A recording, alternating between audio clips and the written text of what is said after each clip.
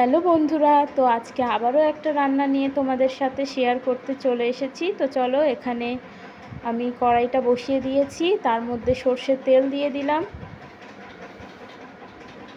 এরপর দুটো তেজপাতা দিয়ে দিচ্ছি। তারপর আগে থেকে কুচি করে রাখা পেঁয়াজ আমি তেলের মধ্যে দিয়ে দিলাম। পেঁয়াজটা লাল হওয়া পর্যন্ত আমি একটু ভেজে নেব।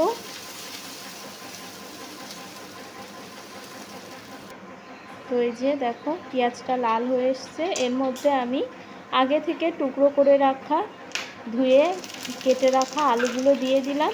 এবার আলু আর পেঁয়াজটাকে আমি ভালো করে ভেজে নেব। আলু আর পেঁয়াজটা এখানে ভাজা হোক, ততক্ষণে চলো আমি ডিমটাকে ফেটিয়ে নিই। তো এখানে আমি অমলেট করার জন্য 3টে ডিম নিয়ে নিয়েছি, আর আগে থেকে একটু কুচি করা পেঁয়াজ নিয়ে নিয়েছিলাম। তো ডিমটাকে আমি ফাটিয়ে নিলাম পেঁয়াজ কুচির মধ্যে দিয়ে। ডিমটাকে তার মধ্যে একটু নুন আর গোলমরিচের গুঁড়ো দিয়ে ডিমটাকে ভালো করে ফেটিয়ে নেব। এই যে দেখো, ভালো করে ফেটানো হয়ে গেছে। চলো দেখি, এইদিকে আমার আলু আর পেঁয়াজটাও ভেজে নিয়েছি আমি ভালো করে। তার মধ্যে আমি আগে থেকে পেস্ট করে রাখা আদা, রসুন, কাঁচা লঙ্কা আর টমেটো পেস্ট করে রেখেছিলাম, তো সেটাই এবার এর মধ্যে দিয়ে কষিয়ে নেব।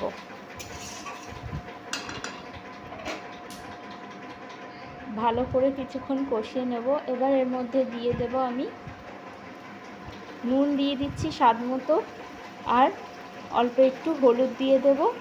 দিয়ে আলুর সঙ্গে মশলাটাকে আমি বেশ কিছুক্ষণ ধরে কষিয়ে নেব, যতক্ষণ না মশলাটা থেকে তেল ছেড়ে দেয়।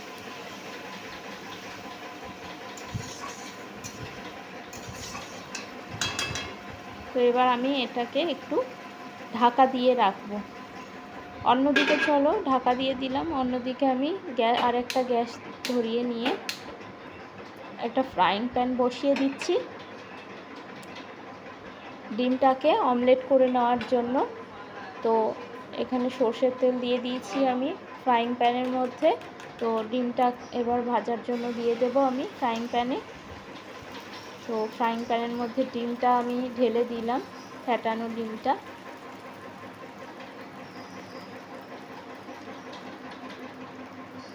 এরপর আমি এটা একটু ঢাকা দিয়ে রাখব। অন্যদিকে এইদিকে দেখো,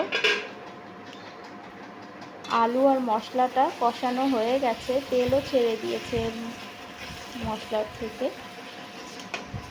তো সব সময় একঘেয়ে গোটা ডিম রান্না করতে আমার ভালো লাগে না, তো ভালোও লাগে না, একঘেয়ে হয়ে যায় খেতে। তো আজকে ভাবলাম একটু ডিমটা অমলেট করে সেটা আলু দিয়ে ঝোল করি। তো আমার তো ভালোই লাগে মাঝে মধ্যে এরকম অমলেট করে আলু দিয়ে ঝোল বানিয়ে খেতে। তোমাদের কেমন লাগে অবশ্যই কমেন্ট করে জানিও। তো এর মধ্যে আমি জল দিয়ে দিলাম, দিয়ে একটু ঢাকা দেব যাতে আলুটা আরও একটু সেদ্ধ হয়ে যায়। অন্যদিকে দেখো, ডিমটাও ভাজা হয়ে এসছে। কেমন ফুলেছে দেখেছো ডিমটা? তো যত বেশি ফ্যাটানো হয় ডিমটা, তত এরকম ঢাকা দিয়ে ভাজা করলে বেশ ফুলে যায়।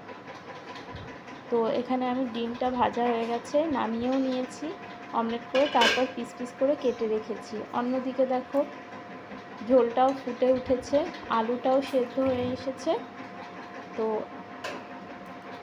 এবার আমি এর মধ্যে একে একে ডিমের অমলেটটা দিয়ে দেব।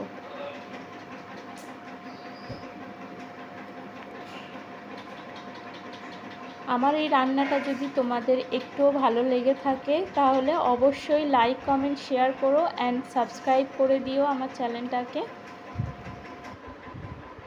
তো ঝোলটা ঘন হওয়া পর্যন্ত একটু ফুটিয়ে নেব। তারপর এর মধ্যে আমি গুঁড়ো গরম মশলা দিয়ে দিচ্ছি।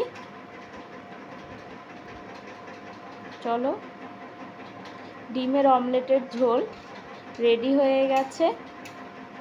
তো এবার গ্যাসটা অফ করে আমি এটাকে নামিয়ে নিচ্ছি।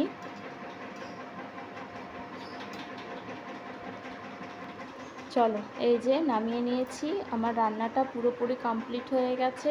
তোমাদের আজকের মতো এতটুকুই, দেখা হচ্ছে নেক্সট ব্লগে। টাটা।